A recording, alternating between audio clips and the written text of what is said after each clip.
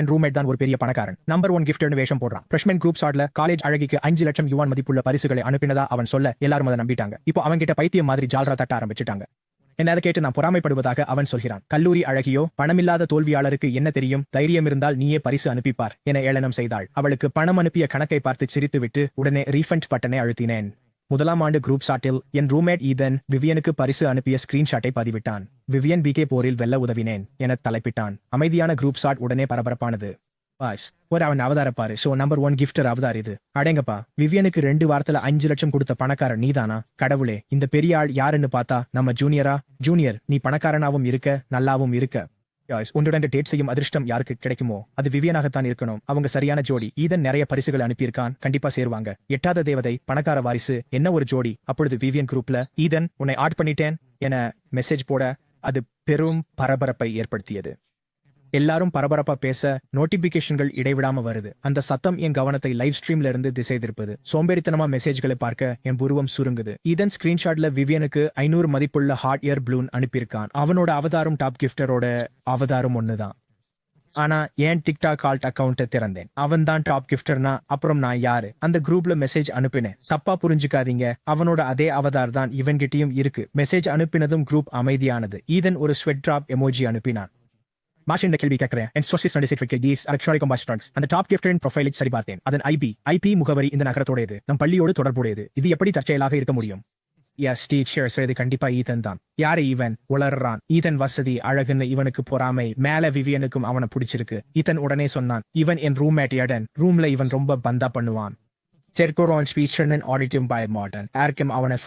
அவனை அனுப்பியதும் குழுவினர் என்னை கேலி செய்தனர். ஓ, அவன் உன் ரூம்மேட்டா? அதான் உன் மேல பொறாமை.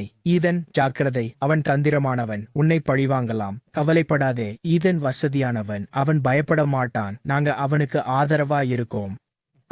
அவன் ஏதாவது பண்ண துணிஞ்சா நாங்க அவனை சும்மா விட மாட்டோம். நிச்சயமா அவனுக்கு நண்பர்களே கிடையாது, ஒரு தனி ஆளு. ஈதன் உடனே குறுக்கிட்டு, இவ்வளவு கடுமையா பேசாதீங்கடா, ஏடன் கொஞ்சம் பந்தா பண்றவன் தான், சீன் போடுறது அவனுக்கு பிடிக்கும். கிடைத்த பெண் அவனை சென்றி கவலை இல்லை. செமஸ்டர் ஆரம்பத்தில் அவன் கூப்பிட்ட போது நான் மறுத்ததை அவன் ஜம்பம் என்கிறான். உண்மையில் மற்ற ரூம்மேட்களிடமும் தள்ளியே இருந்தேன். குடும்ப விஷயத்தில் பிஸியாக இருப்பதாக சொல்லிவிட்டேன். கேம்பஸ் பக்கம் வருவதே குறைவு, வேண்டுமென்று தவிர்க்கவில்லை. ஆனால் ஈதன் நான் மறுத்ததால் அவமானப்பட்டு கிண்டல் செய்து பழிவாங்கினான். உன் குடும்பத்தில் ஏதோ $1 பில்லியன் ப்ராஜெக்ட் இருப்பது போல் பேசுகிறாய். என்ன வேலை உனக்கு? மக்களோட சேராம பந்தா பண்றது கேவலம். உன் கூட யார்தான் பழகுவாங்க? இதன் பேசி முடிக்க குழுவினர் அவனை புகழ்ந்தனர். இதன் எவ்வளவு நல்லவன், அவனுக்காக வக்காலத்து வாங்குறான். தன்னை காட்டிக்க முடியாம மத்தவங்களை கேள்வி கேட்கிறான். என் பேச்சை கேட்டு அவனை கண்டிக்கதே. கேம்பஸ் கன்ஃபெஷன்ஸ் பக்கத்துல அவனை ஆம்பலப்படுத்து. அவங்க பேச்சு மோசமாக. முகம் சுளித்தபடி தொடர்ந்து டைப் செய்கிறேன். ஐபியால் ஒரு முடிவு செய்ய முடியாது. ஈதனிடம் அவன் சுய விவர ஸ்கிரீன்ஷாட் கேட்கலாம். போதும் ஏடன், விடுதியில் உன்னை பொறுத்தது போதும். என்னை அவமதிக்க உனக்கு உரிமை இல்லை. என் நியாயத்தை நான் ஏன் நிரூபிக்க வேண்டும்? உனக்கு தைரியம் இருந்தா நான் தான் டாப் கிஃப்டர் இல்லைன்னு நிரூபி. இல்லனா உண்மையானவர் யாருன்னு கண்டுபிடி. அப்படி இல்லாம என்னை கேள்வி கேட்க உனக்கு என்ன உரிமை இருக்கு? ஏன்னா நான் தான் உண்மையான டாப் கிஃப்டர். நான் விவியனை ஸ்கூல் முதல் நாள்லயே சந்திச்சேன். பெற்றோர் எனக்கு அடக்கத்தை ஸ்ட்ரிக் கொடுத்ததால் வீட்டு உதவியாளரை நான் அழைத்து வரவில்லை. களைப்புடன் சாமான்களை இழுத்துச் சென்ற போது விவியன் என் பொருட்களை சுமக்க உதவினாள். எனக்கு ராஸ்பேட் இருந்த உண்மைதான்.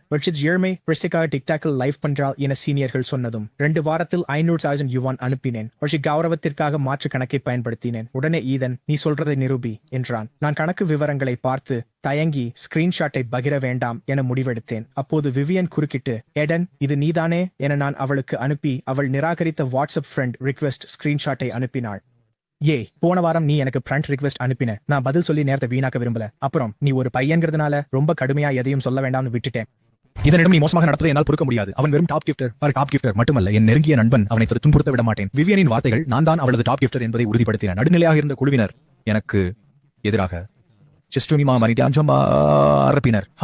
இவன் ஏன் ஈதனை வெறுக்கிறான் என்று புரிகிறது. தேவதையின் கவனத்தை ஈர்க்க முடியாமல் ஈதன் முதலிடம் பிடித்ததை பார்த்து பொறாமைப்படுகிறான். இவன் நிழலில் மறைந்து தொல்லை கொடுக்கும் விசித்திரமான ஆள்.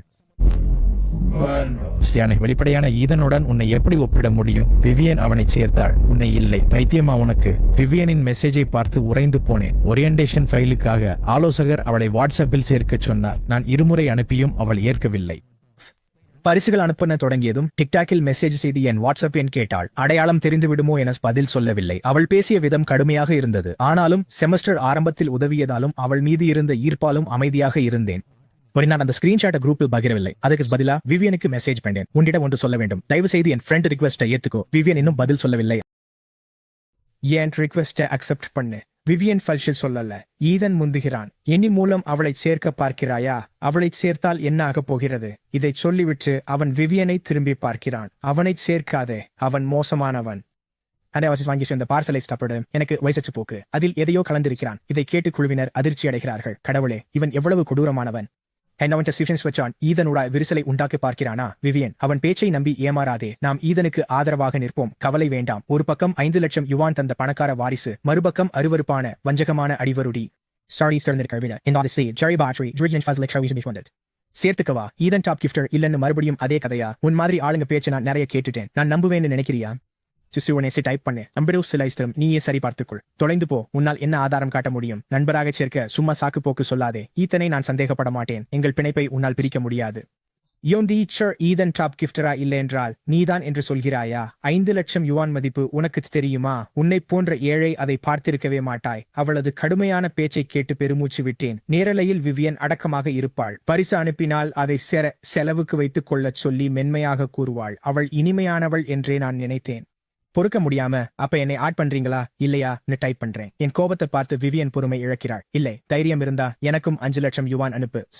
அப்புறம் மோனிச்சி, உன்னை சேர்க்கலாமான்னு யோசிக்கிறேன். அவன் எப்படி 5 லட்சம் தருவான்? அவனால 50 கூட எடுக்க முடியாது.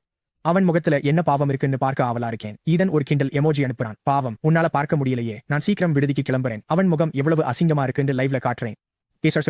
விடுதி கதவு திறக்க ஈதன் திமிராக உள்ளே வருகிறான். ஏடன், உண்மையான கோமாளி யாருன்னு இப்போதாவது புரிந்ததா? என்னை அவமானப்படுத்த நினைத்த நீயே கடைசியில் அசிங்கப்பட்டாய். ஹாஹா. அவன் வார்த்தைகள் என் போனை கீழே போட வைத்தன.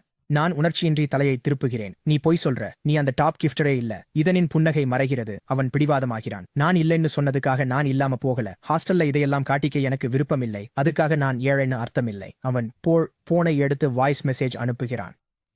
விவியன், நான் இப்பதான் விடுதிக்கு வந்தேன். உன் பின்னாடியே சுத்திரவன் மறுபடியும் என்னை பாடாப்படுத்துறான். 10 வினாடிகளுக்கு பிறகு விவியன் அழைக்கிறாள். ஈதன் போனை எடுத்து ஸ்பீக்கரில் போடுகிறான். விவியனின் எரிச்சலான குரல் கேட்கிறது. ஏடன், நீ மறுபடியும் ஈதனை தொந்தரவு செஞ்சா? உன்னை சமாளிக்க நான் என் அதிகாரத்தை பயன்படுத்தினா? என்னை குறை சொல்லாதே. அவள் சொன்னதை கேட்டு நான் முகம் சுளிக்கிறேன். அவள்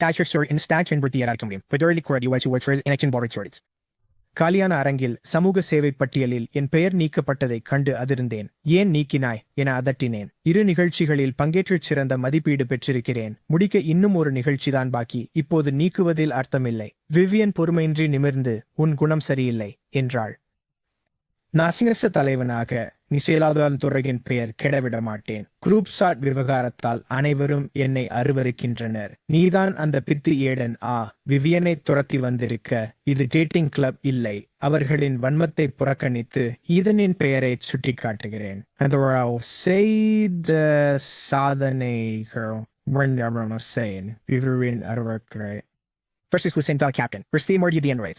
சோனி அவனை துன்புறுத்தினாய். அவனுக்கு கடன் பட்டிருப்பதால் உன்னிடத்தை அவனிடம் கொடுத்துவிடு. அவள் பேசி முடிக்க மற்றவர்களும் தொடர்கிறார்கள். கேப்டன் நீக்கினாலும் நாங்கள் உன்னுடன் பணியாற்ற விரும்பவில்லை. ஈதன் மீது பழி போடாதே. அவன் பணக்காரன். ஆட்களை பணம் கொடுத்து எளிதாக அமர்த்திக் கொள்வான்.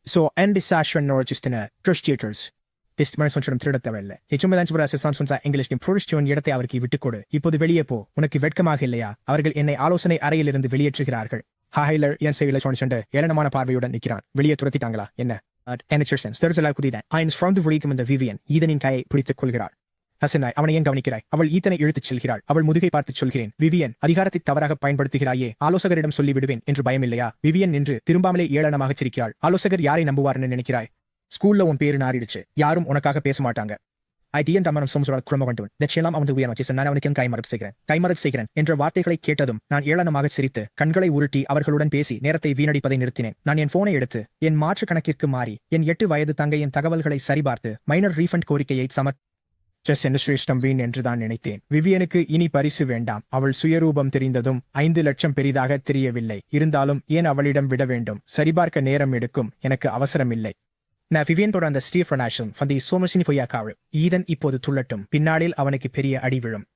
இதுக்கிடையில விவியன் ஈதனிடம், ஈதன், இந்த வீக்கெண்டு எனக்கு கில்ட் போட்டி இருக்கு. இது ரொம்ப முக்கியம். நீ வந்து சப்போர்ட் பண்ணுவதானே? அவள் நம்பிக்கையுடன் பார்க்கிறாள். டாப் கிஃப்டருக்கு பலமுறை மெசேஜ் அனுப்பியும் பதில் இல்லை. அவரை இழக்க பயந்தாள். அவரை வசப்படுத்த நினைத்தாள். ஈதன், இந்த வீக்கெண்ட் டைம் இல்லை என்றான். விவியன் அவன் கையை அழுத்தி, நீ வருவாய் என நம்புகிறேன். அந்த ஆணவக்காரர்களிடம் தோற்பதை நீ விரும்ப மாட்டாய் இல்லையா?